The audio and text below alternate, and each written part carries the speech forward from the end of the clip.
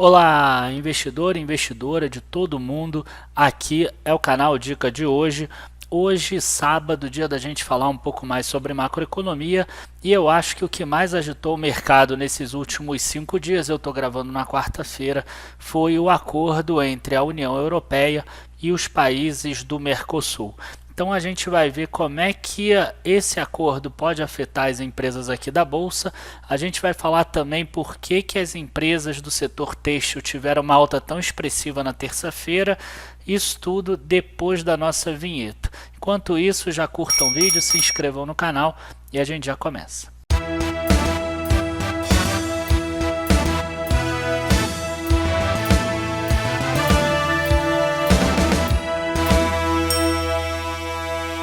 Bom, antes de mais nada, eu acho que para a gente começar esse vídeo, a gente precisa entender o que foi esse acordo que foi feito, né, entre os países da União Europeia, que é um bloco de 28 países, e os países do Mercosul, que hoje é composto por Brasil, Argentina, Uruguai e Paraguai.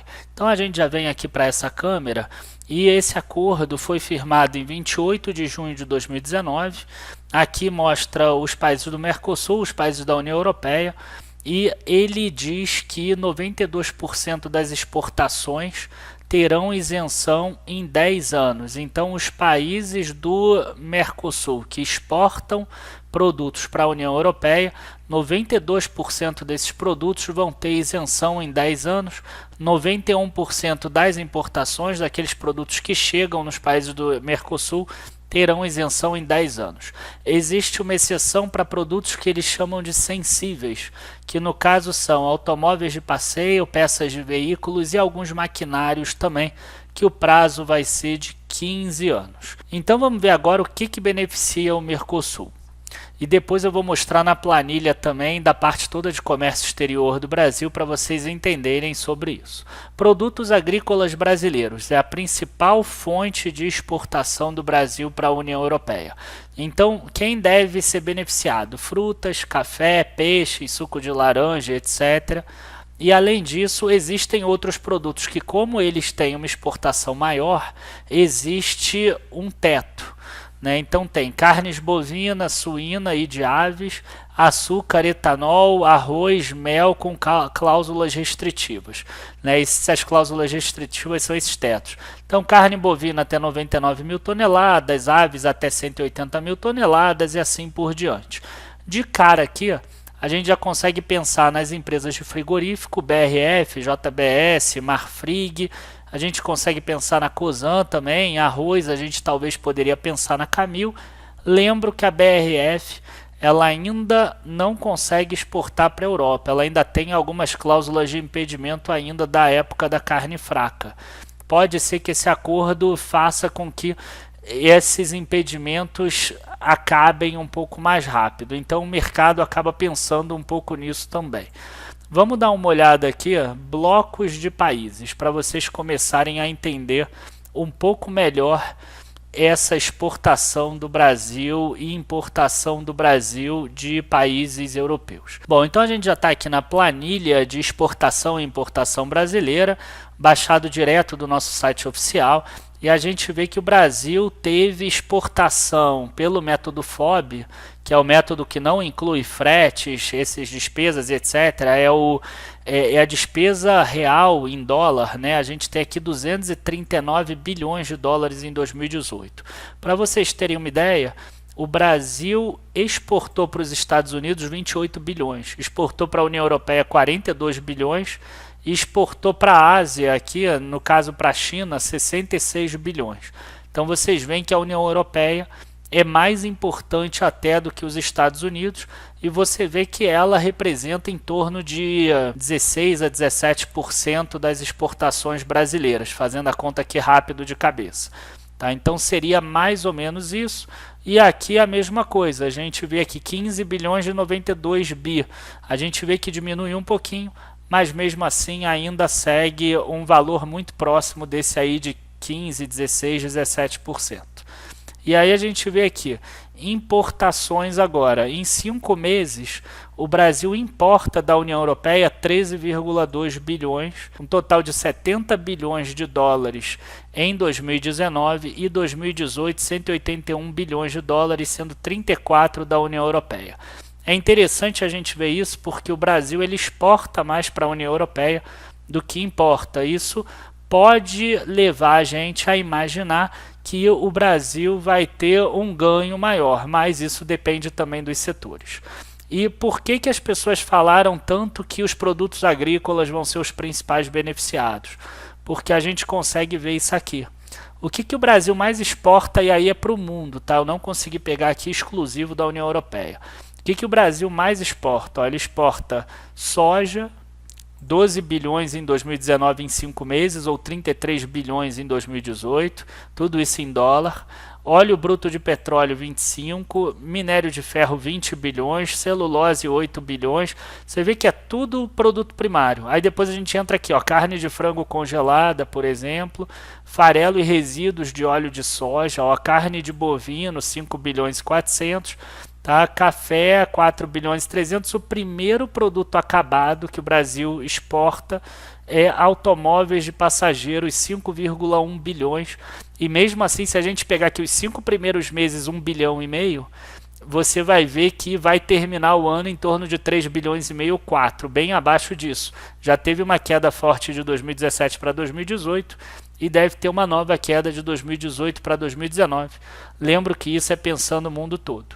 Já quando a gente olha aqui a importação, a gente tem o contrário, né? A gente já vê aqui, ó, produtos manufaturados, a gente vê medicamentos para medicina humana, a gente vê aqui óleo combustível já industrializado, óleo diesel, fuel oil e etc. Plataformas de perfuração, partes e peças para veículos, automóveis e tratores. Então, olha só, partes e peças para veículos. Aqui a gente já começa a pensar, IOSP, Maxion tendo problema porque vai importar com preço mais barato. A gente já começa a pensar em Fragile também, com um preço mais barato vindo de fora. Então, a gente tem que tomar um certo cuidado. Tá? Essas empresas aqui elas podem acabar sofrendo. A gente vê que o Brasil tem importado mais peças aqui nos últimos 3 anos. Isso tudo em dólar, quer dizer, de 2017 para 2018, mesmo o real aumentando muito de valor, em dólar, mesmo assim, ainda subiu. Tá? Automóveis de passageiros, 4,1 bilhões, inclusive abaixo do valor da exportação. Exportação a gente viu que era 5 bilhões. Então o Brasil exporta mais automóvel do que importa automóvel do mundo. Né? Como eu falei antes, eu não peguei aqui só a União Europeia. Então vamos voltar aqui para a nossa planilha e vamos ver o que beneficia a Europa. O que beneficia a União Europeia? Automóveis, autopeças e maquinário. São os produtos acabados, são os produtos industrializados. A alíquota hoje é de 35% de carros importados da União Europeia. Então você imagina que os carros importados eles podem baixar em torno de 30% a 35%, alguma coisa nesse sentido. Só que essa alíquota ela vai ser reduzida à metade, então ela vai cair para 17,5% nos próximos 7 anos, só que limitada a 50 mil carros, e depois será eliminada gradualmente até ser isenta em 15 anos. A questão é que é limitada a 50 mil carros dentro do Mercosul inteiro. Tá? A gente vai fazer aqui uma simulação 50 mil carros dentro do Brasil, mas é 50 mil carros dentro do Mercosul todo, então vai ser algo melhor do que isso. A gente estaria pegando o pior dos cenários. Então ela vai ser eliminada até 2034 ou 2035. Maquinário e autopeças terão as alíquotas progressivamente baixadas no mesmo período. A parte de maquinário acaba sendo bom, porque as empresas vão conseguir importar as máquinas e os equipamentos para elas produzirem mais barato. Isso até gera uma redução de inflação e gera uma expectativa melhor para as empresas investirem. Vai ficar mais barato para as empresas trazerem e investirem naquela formação bruta de capital fixo que a gente vê no PIB. Então vamos dar uma olhada nos dados da Anfavea aqui, e eles têm dados aqui desde 1957, tá? Então tem autoveículos total, tem automóveis, tem comerciais leves, tem caminhões e tem ônibus. No caso, a gente está falando de automóveis, que é essa primeira linha aqui. Mas eu peguei aqui caminhões e ônibus também, porque caminhões, todo caminhão atrás tem um implemento, então a gente pode falar de Randon, e ônibus a gente pode falar de Marco Polo. O que a gente tem aqui? A gente tem que a produção de carros, somando os últimos 12 meses, de janeiro de 2010, ela era de 3.129.000 veículos. Hoje, para vocês terem uma ideia, ela é de 2.942.000 veículos, exatamente isso, é menos do que era naquela época. Só que a gente está falando de 50 mil veículos que a União Europeia vai ter direito. Então, esses 50 mil é bastante pouco em relação à produção total, pelo menos nesses próximos 7 anos. Então, não me assusta esses próximos 7 anos. Com relação à exportação, aqui que a gente viu que o número de exportação, inclusive, é maior do que a importação, a gente vê aqui que 496 mil são exportados. Tá? Então, importado, a gente pode imaginar que são o quê? Uns 400 mil, mais ou menos. Então, desses 400 mil, 50 mil, se o Brasil receber todos, vai entrar com uma alíquota menor. Não é alguma coisa que vai mover tanto o mercado, pelo menos nos próximos 7 anos. As empresas vão ter como trabalhar nesse período. Tá? E outra coisa aqui que não tem muito a ver com o vídeo de hoje, que eu achei interessante, eu vou falar para vocês, é com relação a esse percentual aqui. Eu vou até colocar em gráfico, e a gente vê exatamente que as empresas utilizaram muito no período de crise, já que o cenário interno estava muito ruim para produzir e para vender dentro do mercado interno, as empresas começaram a vender realmente para exportação. Então isso aqui é aquele período 2015, 2016 mais ou menos, que a crise se alastrou no Brasil, as empresas começaram a exportar, o mercado interno começou a andar de novo, então os carros passaram a ser de novo disponibilizados para o mercado interno. E isso vale também para caminhões e vale também para ônibus. Tá? Se vocês olharem aqui caminhões, a gente tem um total hoje de 109 mil caminhões, também menor do que lá em 2010, e ônibus, que era 30 mil ônibus, esse aqui teve uma variação para 28.214. Então, como vocês podem ver, a nossa indústria ela vai diminuindo de tamanho. Ela até está crescendo aqui a parte automotiva nesses últimos 2 anos, mas a gente vê que ela ainda é menor do que 2010 em todos esses quesitos que a gente mostrou aqui. E o mais importante é a gente mostrar que isso representa pouco. Outra coisa que é importante a gente ver é o seguinte, que existem salvaguardas. Então, esse acordo é um acordo que foi firmado, mas caso tenha algum momento que um governo perceba que está trazendo grave prejuízo para a indústria local, ele pode usar salvaguarda. Eles podem usar algumas medidas temporárias para proteger essa indústria nacional. E isso vale para os produtos agrícolas também. Então, se tiver uma operação carne fraca no Brasil que mostre que a carne tinha papelão, a União Europeia, mesmo com esse acordo, ela pode chegar e taxar, por exemplo, os produtos agrícolas brasileiros, ou aceitar que eles não podem entrar, por exemplo, na União Europeia. Então, essas questões continuam valendo também.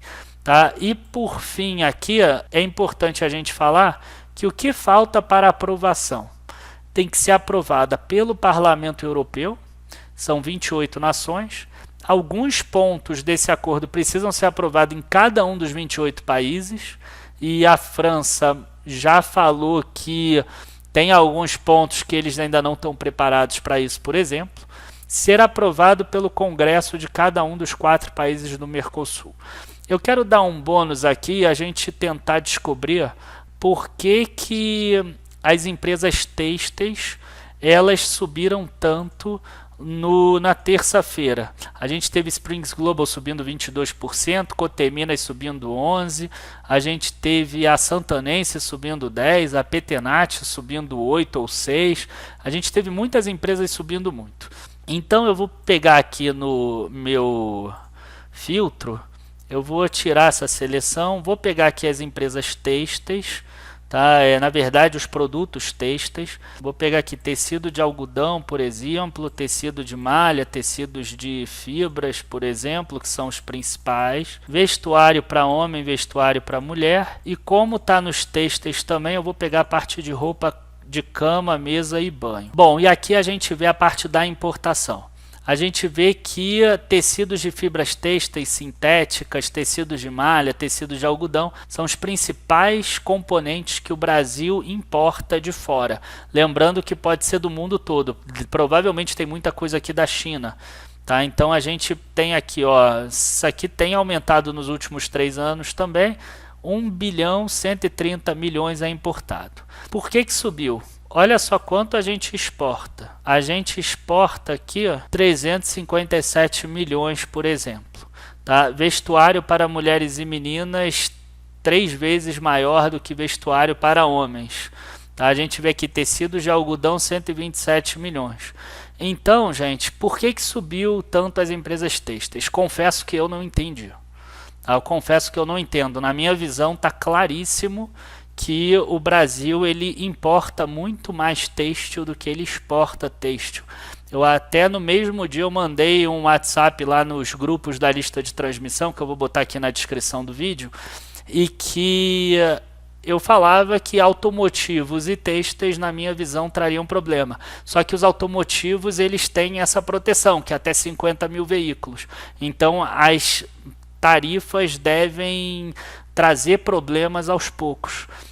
Nas autopeças também, as tarifas vão sendo graduais. Já no têxtil aqui eu vejo um problema maior. Então, enfim, eu realmente não entendi por que o têxtil acabou subindo muito naquela terça-feira, por que essas empresas todas desse mesmo setor acabaram subindo. Um último lembrete para vocês, eu queria lembrar que no dia 10 de julho de 2019 agora, a nossa área de membros ela vai sofrer um novo reajuste, tá? Um reajuste que a gente tem anualmente.